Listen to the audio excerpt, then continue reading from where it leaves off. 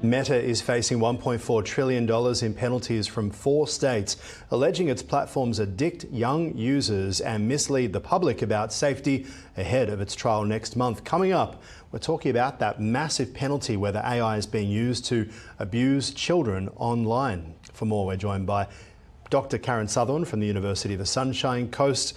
Good to see you, of course. Meta, what if they lose this trial? Do they lose the whole company?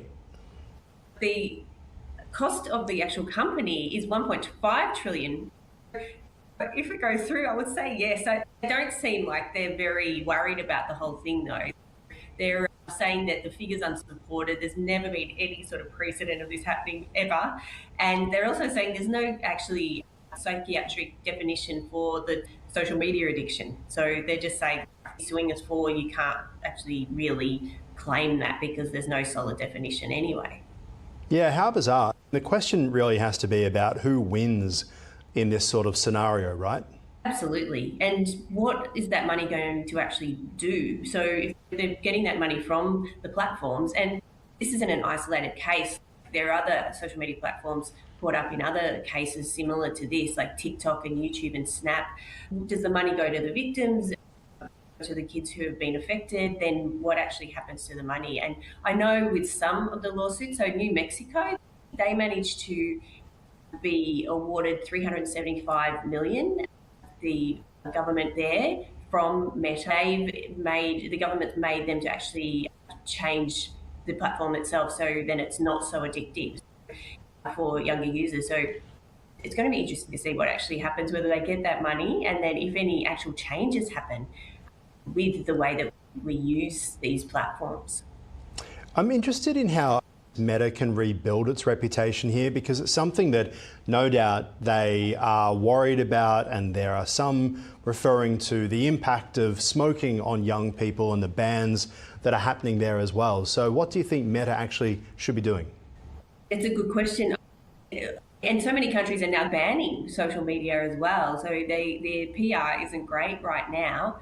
I guess they need to look at their practices and look at the research and then maybe work with the people being affected and make some of these changes. But I don't know if they want to admit any fault here. I know in the past, I know Zuckerberg has said that they could have done things differently, but it hasn't been a straight out admission of fault. So maybe actually being open about the fact that they do need to make changes. They do have parental controls and things like that, but it's clearly not enough. So maybe working with researchers to improve the platforms for everybody. But yeah, I don't know. Well, that's my question there about that. So the repercussions for social media design and what Meta might do to make it so it isn't as addictive. But obviously for them, they want people using the app. And all of these platforms have been turning to video. You remember when everything was photos, and then they told creators, we want you to make video because it means people stay on the platform longer. I've spoken to YouTube who say the whole algorithm is about celebrating the content creators who keep people on the platform for longer. Yeah, 100%. But I guess maybe they need to not focus so much on younger people and really look at people who are a bit older and can make better decisions. But it also comes down to the platforms are one thing, but parents have to be aware of what their kids are doing online as well. We need to educate the kids themselves around the dangers of being online. So yeah, I can't think it's really only the platform's responsibility to do things, but I think everyone needs to work together to try and come up with a better solution.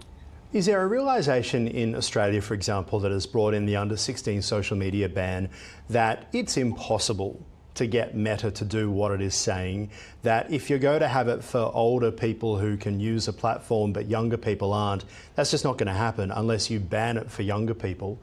And yet the US administration is pretty angry with Australia over the social media ban for under-16s, and I guess the continual push by the eSafety Commissioner over these safety questions, which the US believes is impacting young people while also impacting the tech companies as well. So what do you think happens here?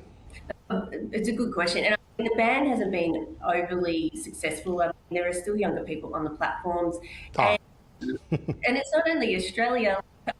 I'm off to Azerbaijan tomorrow, and they're doing it there too. So they're asking me to speak on a panel about it happening there too, because Australia was the first. It's happening in the UK. It's happening around the world. But who will do it the most effectively, I think, remains to be seen. And I think it would be good for the people who are instilling this ban to actually come together in maybe a year or two, just to see what worked and what didn't and how effective it's actually been. It's too early to see any real impact and for research to be undertaken. But I think a longitudinal study on this would be really interesting, just to see how effective it was.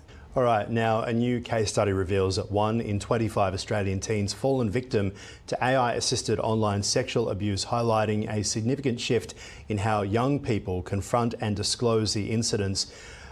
Talk to us about this, because a lot of victims are finding support. How can they find support? And how do they even know when it's so hard to tell with AI sometimes? Yeah, this was an interesting study coming out of the University of Adelaide. The sample size was nearly 2,000 Australians aged between 16 and 18. So it was quite a significant size.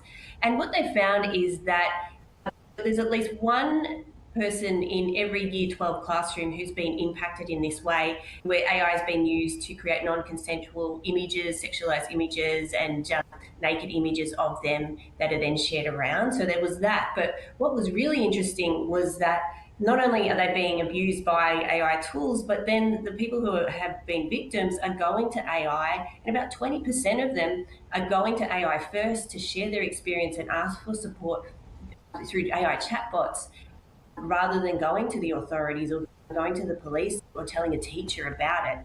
The good thing is, though, they are still largely going to their peers and to their parents, so that's good. But the fact that AI was in there as one of those people they go to, that safe space to share what's happened, is really quite interesting too. So there's lots of things going on there. And they found that while young women are being victimised online generally, it's actually the boys who are more likely to be victimised using AI tools. So in that similar way, using sexualized images and things like that. So yeah, it's just a very new study, and we're just starting to learn the impacts of the use of AI on our young people.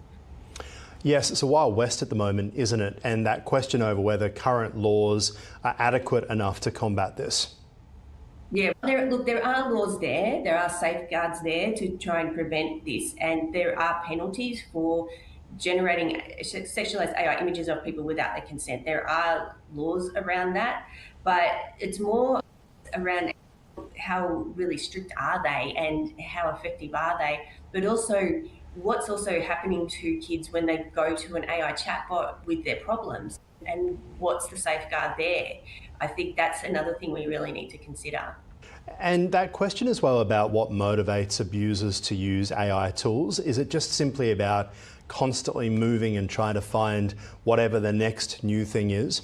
I think it's just very easy, and because they are looking very true to life, like they look very lifelike now, and it's hard to tell the difference.